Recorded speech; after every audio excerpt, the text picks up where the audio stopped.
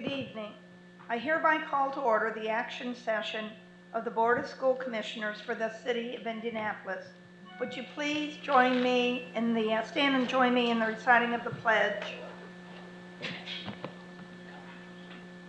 I pledge allegiance to the flag of the United States of America and to the republic for which it stands, one nation, under God, indivisible, with liberty and justice for all.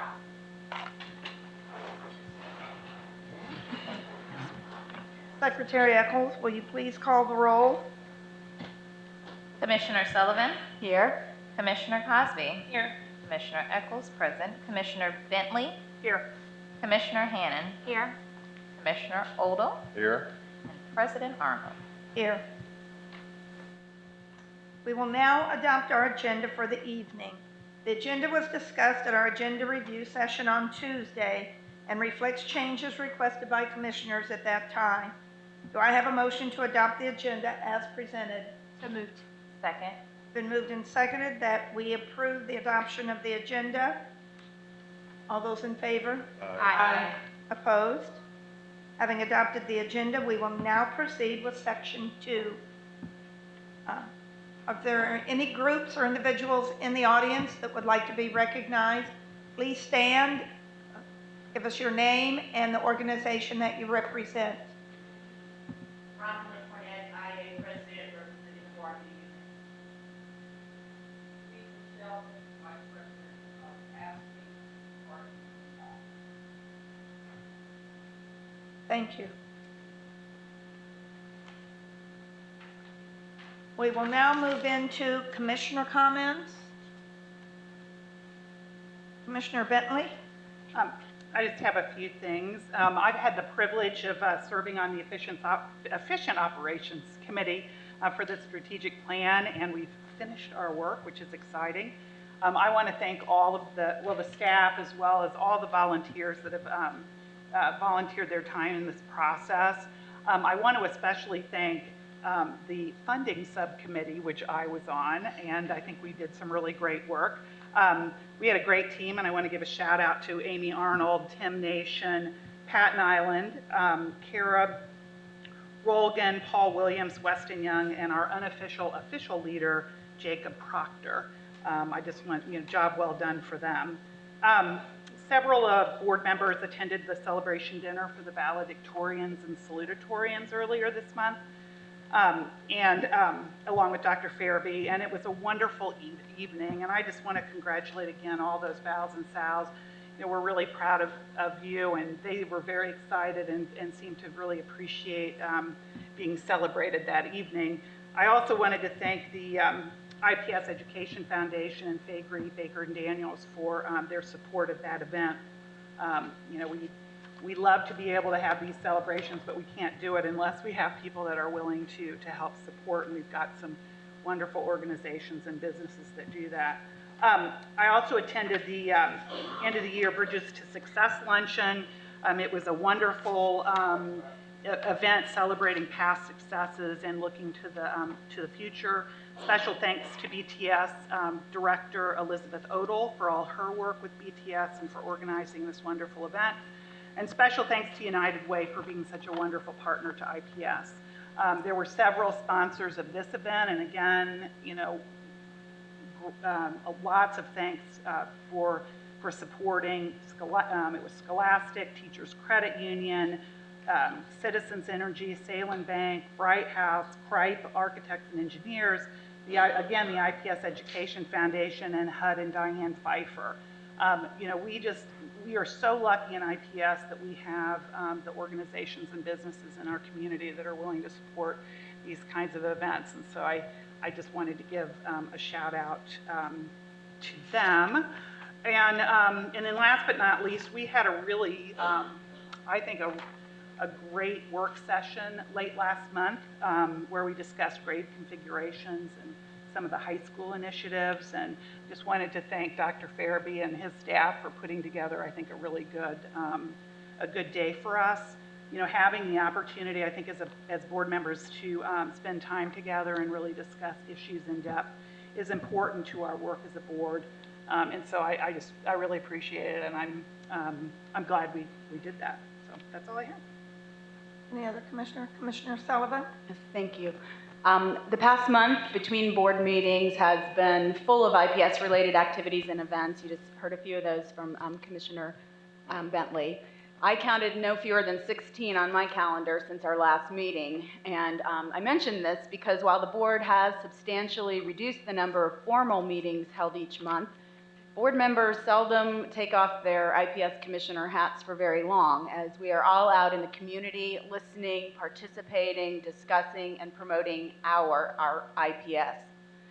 A few of the highlights from my past month's activities were the Vals and Sal's dinner, the Key Learning Community Commencement, the Spirit of Freedom celebration in honoring the African Americans who fought during the Civil War, the unveiling of the Cloud Observatory at John D. Gregg School, the continuing work of the Family and Community Strategic Planning Committee, speaking to the Indy Chamber Education and Workforce Committee, and last but not least, welcoming the Urban Leaders Summer Fellows to our community. On a more somber note, at our Tuesday agenda meeting, we were given an update on some of the impressive outcomes of our partnership with the Peace Learning Center. Like most of us, I have struggled mightily with what I can do to reduce the obscene levels of violence and racism that continue to devastate our lives and shake our communities to their core.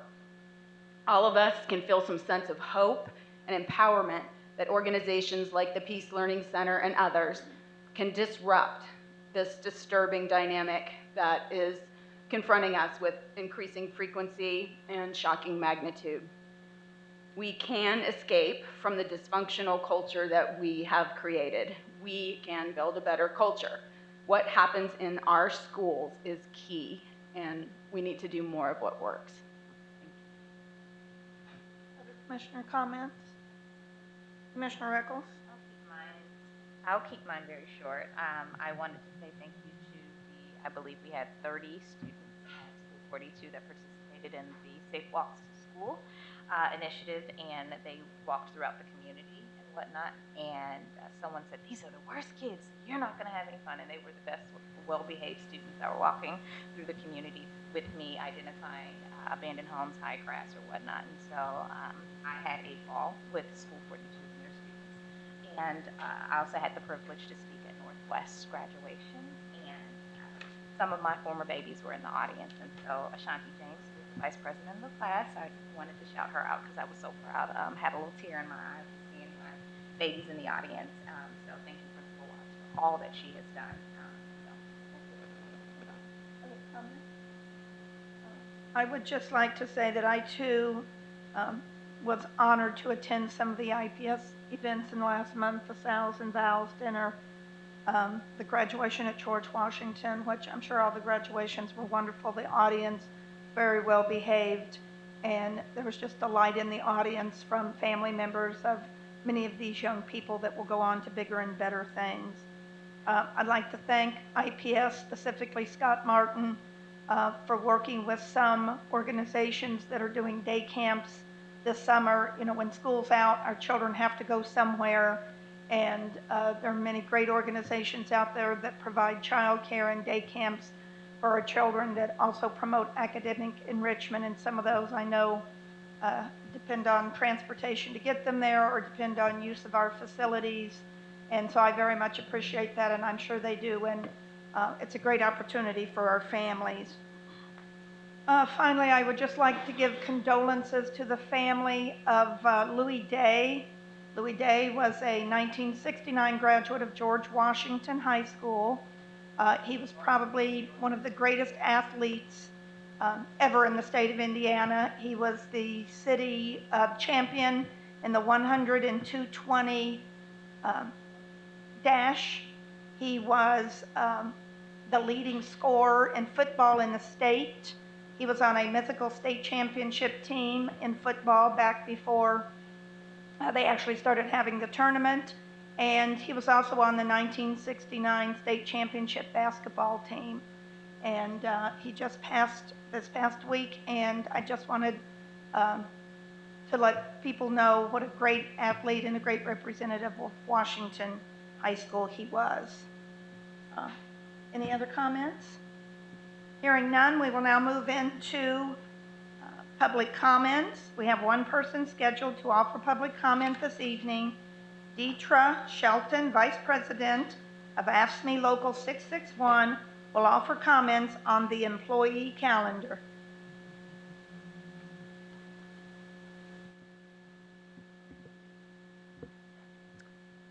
Good evening, Dr. Farabee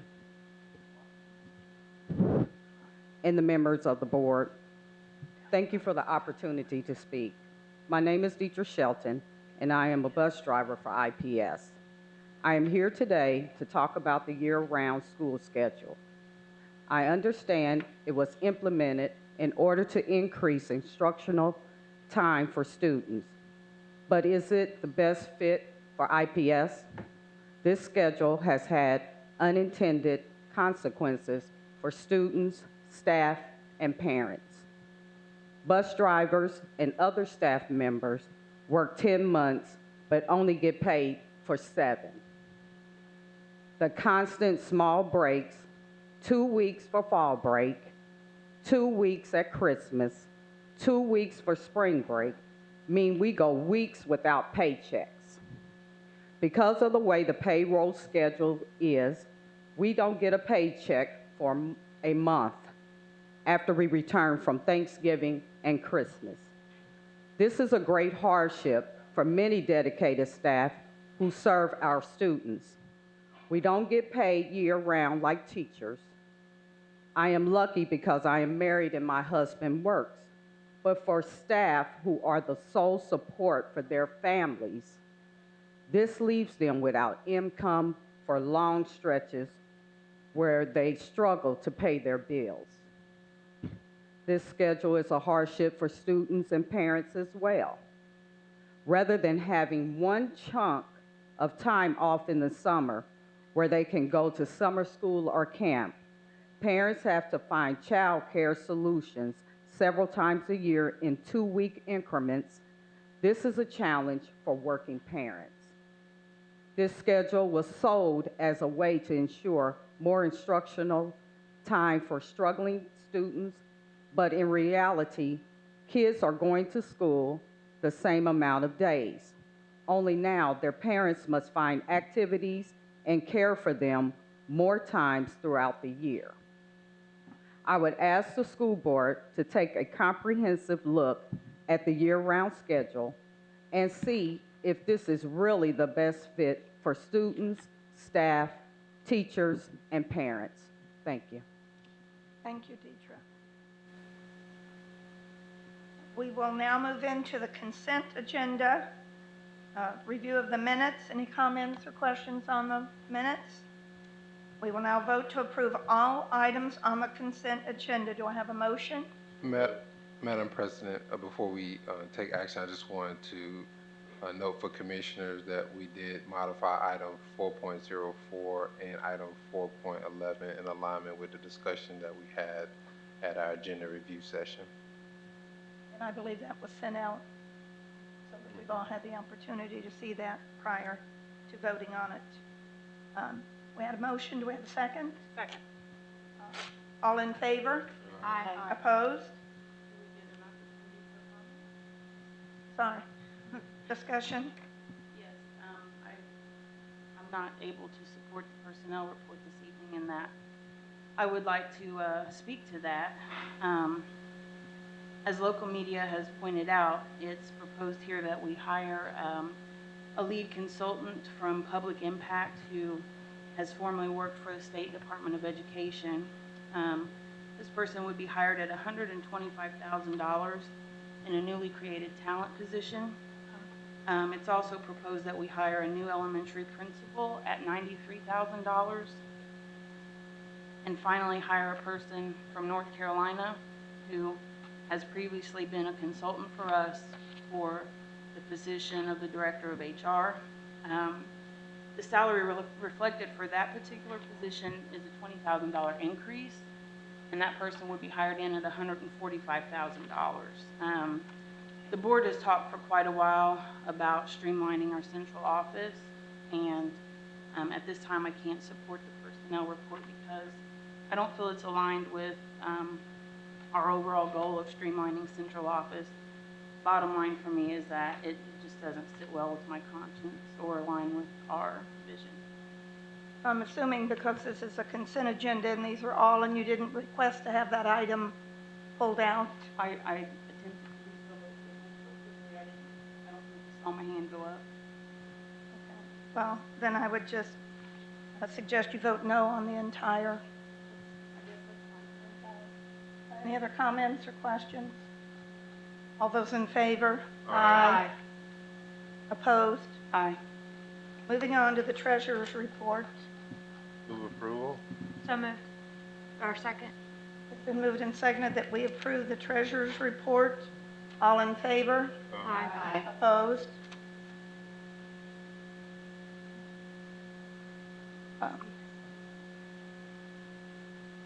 Ready? Motion carries. All right, we will now move into superintendent reports.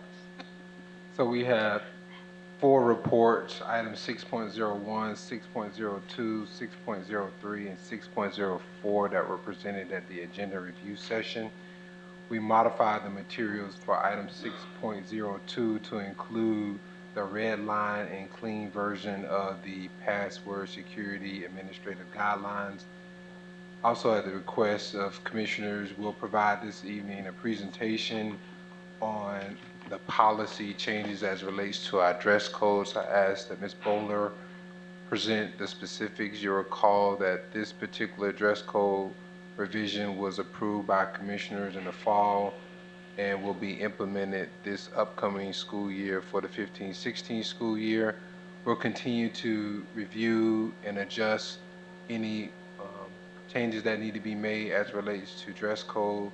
Again, this was also a response to my listening tours. I heard from students and families in the community that they felt that there was a need to have greater flexibility with uniforms.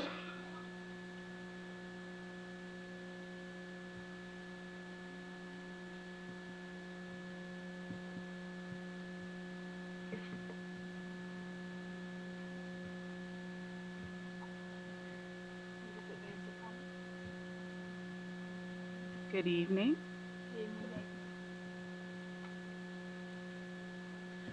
So as we're waiting for the slideshow to become available, I'll just say that I have the pleasure of sharing some exciting enhancements for our students this school year. Here we are.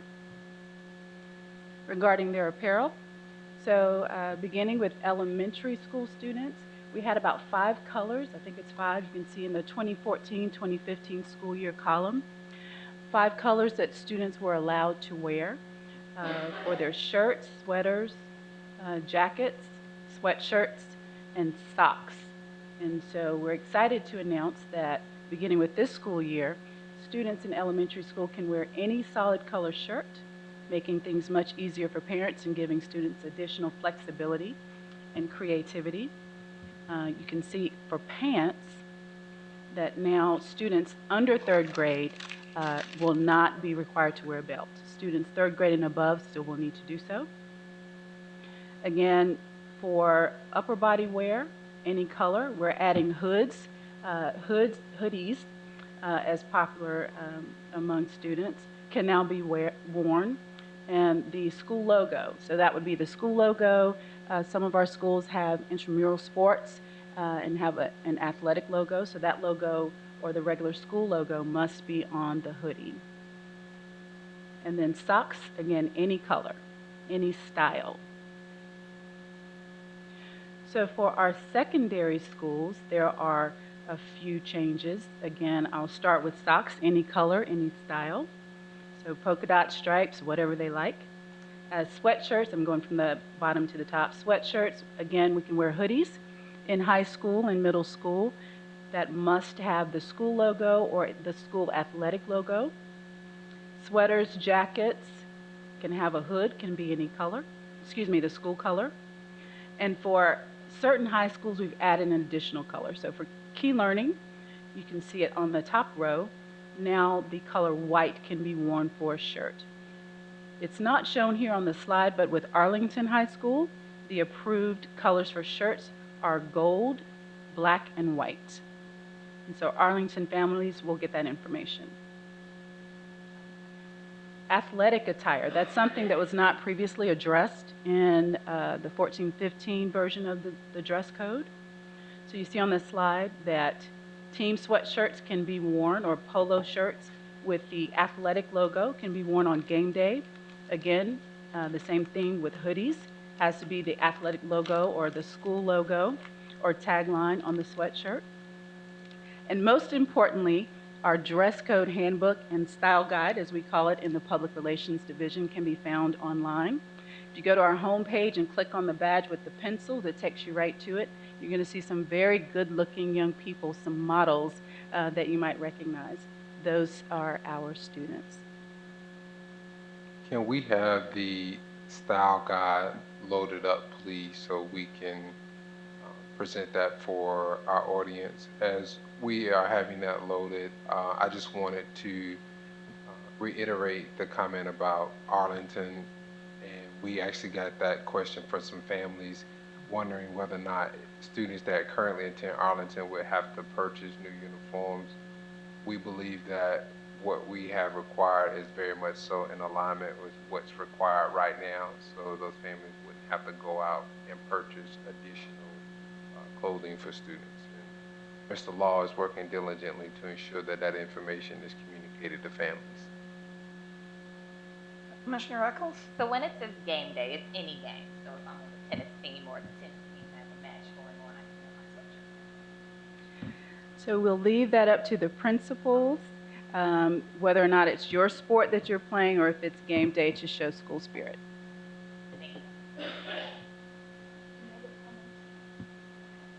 Moving on. There we go. We're looking Oh, for I cute know, they're pictures. very cute. Okay, so again, we have some awesome models here.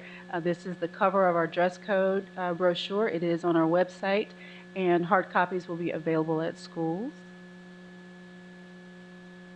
You can keep going. Thank you. You want to just flip through a couple of the pages?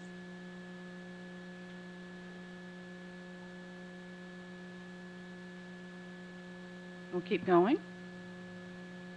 So here we're highlighting our younger students. We'll keep going. See a lot of personality there.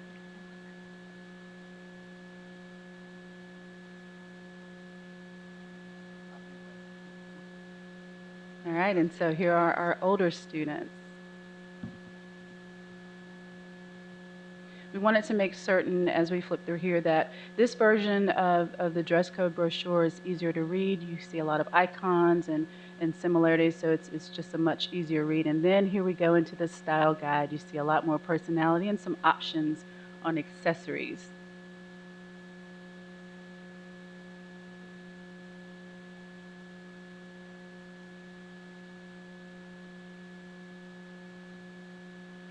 So here we talk about the standard restrictions. Many of those have not changed. We acknowledge our young folks and those people who helped us produce the brochure. The makeup and hair for the brochure was done by our talented students at Studio 212 over at Tech. So very, very happy about that, very proud.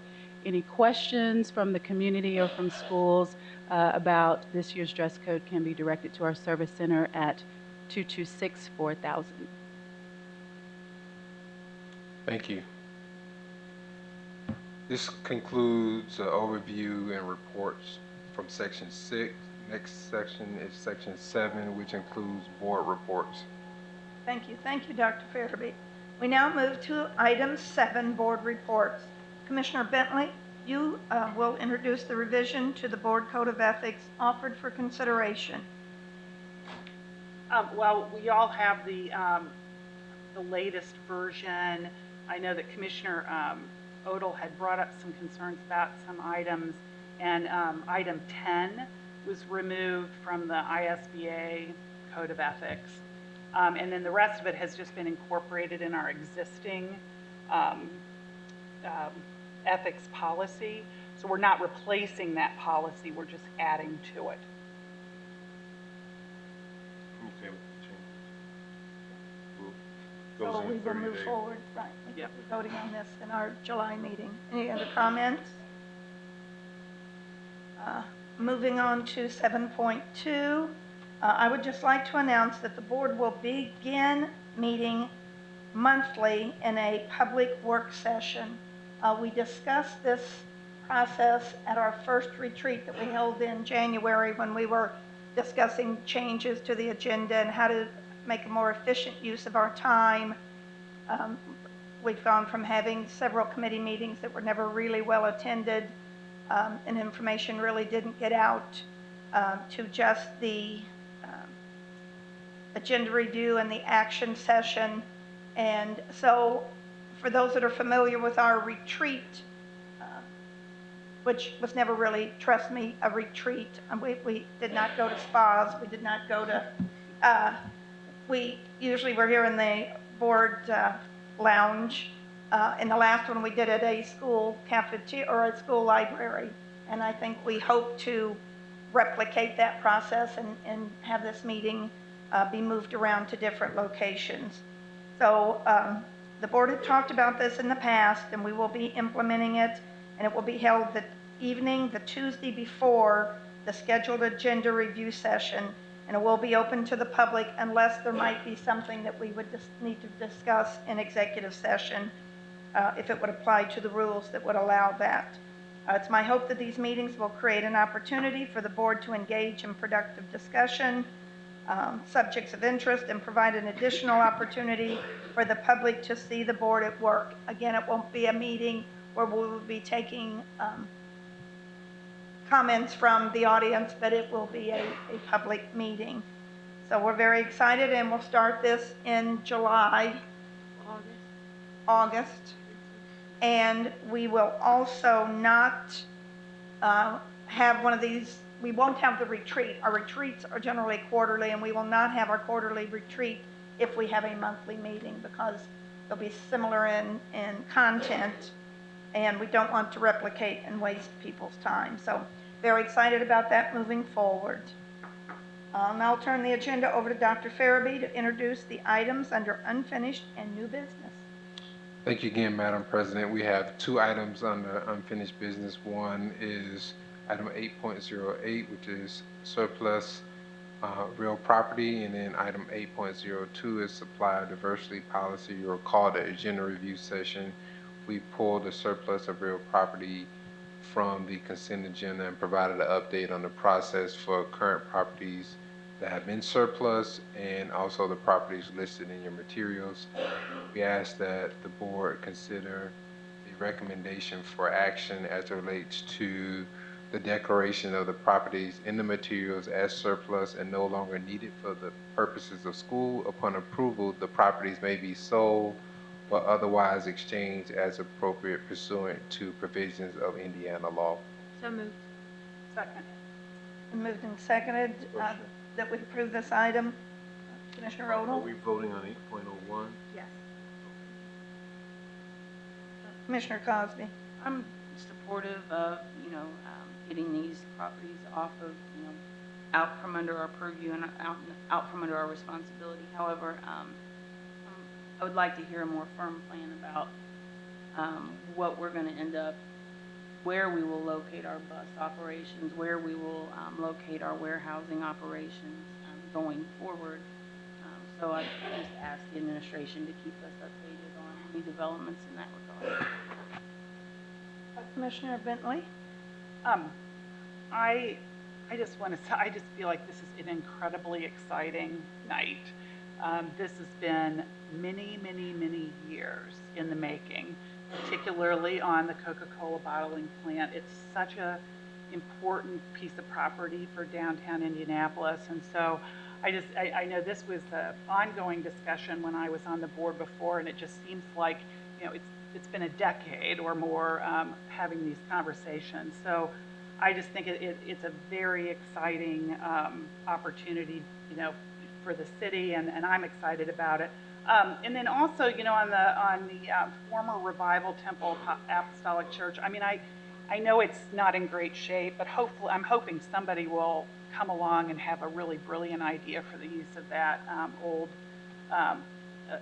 church. It's, got a lot of historic significance, and it would be wonderful if somebody had a grand idea and a deep pocket for that one.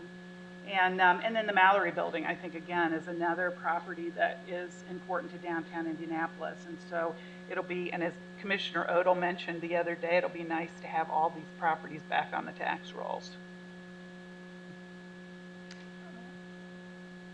Thank you, Commissioners. Commissioner Cosby will ensure that we keep the board updated on progress as it relates to any of the current operations that is taking place in these facilities that would need to be relocated. We need to vote. Oh, all those in favor? Aye. Opposed? Next item is item 8.02, which is a policy revision that was presented to commissioners and discussed at our agenda review session. It's understanding that this item is still under consideration for action at our July action session. Comments, questions on this item? Commissioner Cosby? We're not voting on this evening either. I just want to point out to the public that the 30-day rule that we have in place would allow for any of these policies that are on the table this evening. It gives the public and any interested parties a 30-day period to offer commentary, offer up opinions on these policies before they're voted on. Any other comments? Next section is new business, section 9. The first item is item 9.01, which is also a policy revision as relates to harassment and discrimination. This policy revision was also discussed in great length at our agenda review session. My understanding that this policy is also still in consideration for action at our July action session. Comments or questions? Next item is item 9.02. It's also a policy revision as relates to Title IX. This was presented and discussed at our agenda review session. It's my understanding that this policy revision is also under consideration for action at the July action session. Comments or questions? Hearing none, we'll move on to 9.03. Thank you, Dr. Farabee. One of the primary duties of the board is to adopt policy and guide the actions of the district. As part of this duty, it's necessary to periodically review and revise board policy. Based on the newly adopted core commitments and beliefs, organizational changes to the district, and a recognition that the current policy contains gaps, redundancies, and inconsistencies, there is need for a comprehensive review of our entire policy document. Commissioner Hannon, would you describe and present the resolution for committing to undertaking the review of our policy manual? Yes, thank you. On Tuesday during our agenda review session, I brought to the board the idea that we adopt a resolution emphasizing an effort to overhaul the entire board policy manual, which I brought as a visual aid what the current board policy manual looks like. This is actually from 2009, 2010, so it's thicker than this now, and every page essentially contains a policy.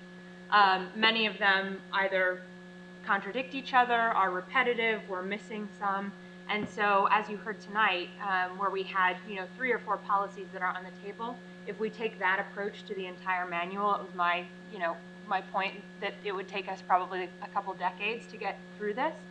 So rather than approaching it in a piecemeal way, spending the time and resources this summer over the coming months into the fall with a goal of by the end of the year being able to put forth a new policy manual for public comment and then adopting it as a whole. So our board resolution acknowledges that with our new set of core commitments and beliefs that we adopted recently, our policies should be aligned to those core commitments and beliefs. And so it just commits to engaging in the process as a board, which is our responsibility as the governance team of the district to take on this challenge. That we will take it on with the goal of having everything completed and adopted by the end of this calendar year. Do I have a motion to approve resolution 7656 as presented? So moved. Second. And moved and seconded that we approve Resolution 7656 as presented. Comments or questions? Commissioner Cosby? I would just like to say that I agree totally. That is a very hefty document over there. Some of our policies are very old. Some of them are very new. It would be nice to have a concise document for us to work from. I just would like to add that I hope that this is something that we can tackle as a full board. I think that this is a task that's paramount to involving the full board in a very transparent way. And I think that it's also such a huge lift that we will also want to get and be very intentional about seeking out public input on our policies as we develop them. Thank you. Commissioner Hannan? And I should comment on that note that there's nothing in the resolution about how exactly we're going to approach it yet. This is the first step to saying that we want to do it, and then, you know, yes, working together in a conversation, whether it's at the next retreat maybe or something, about figuring out what the process will look like. We'll obviously need legal counsel. We may also need administrative support from our board administrator, and maybe even additional support in that office, so that we can all work together to make sure we're not only aligned to what we believe, but also within the scope of the statute. Any other comments? Hearing none, all those in favor? Aye. Opposed? Motion carries. Having completed the business before the board, we'll now turn it over to the superintendent for closing comments. Thank you again, Madam President. A few comments this evening. One, we shared information this evening on our dress code. Just would like to remind all families that there's a wealth of information on our website for families to plan for the summer and to be prepared for the school year. In addition to our dress code information, we have other information as relates to the start of school, as relates to enrollment, school supply list, which are also very important as families think about preparing for the school year. There is a back to school badge that has pencils, that has all that information if families go to our website. We also discussed this evening surplus property. There is a page on our site that describes each of the properties that have been surplus and also specifics on the bidding process for those properties. But also just like to continue to commend Principal Law and the transition for his entire team in the community for Arlington High School. We'll be hosting an open house and launch event next week, and we're excited to have support from the NAACP, the Devonton Community Association, the Arlington alumni to be present on Tuesday, June 30th, as we begin to open the doors again for Arlington and IPS community. Also would like to remind the community that we have several sites that will be offering breakfast and lunch throughout the summer. We're proud to be partnered with the city of Indianapolis, Gleaners, and others who have just given us the opportunity to ensure that our students and families have access to healthy food options over the summer. And I also would like to just personally thank, I won't name them all, but all the organizations that are providing summer activities for our students. As I drive throughout the community, I see many of our students that are involved in summer activities with faith-based organizations, the YMCA, the Boys and Girls Club, 100 Black Men, just can't name them all, but we're very fortunate to have a community that not only gives our students something constructive to do, we have several organizations like TeamWorks and others that are providing our students that are able to work on opportunity to work over the summer and be a part of meaningful and constructive activities. So again, want to thank all of our community partners in that endeavor. And then to staff, we've started our professional learning opportunities over the summer. While we don't have a long summer, we have a lot that we cover. Really pleased with the racial equity training that's taking place in those schools that are part of that pilot. Also had an opportunity to participate in a portion of the training for our parent involvement educators.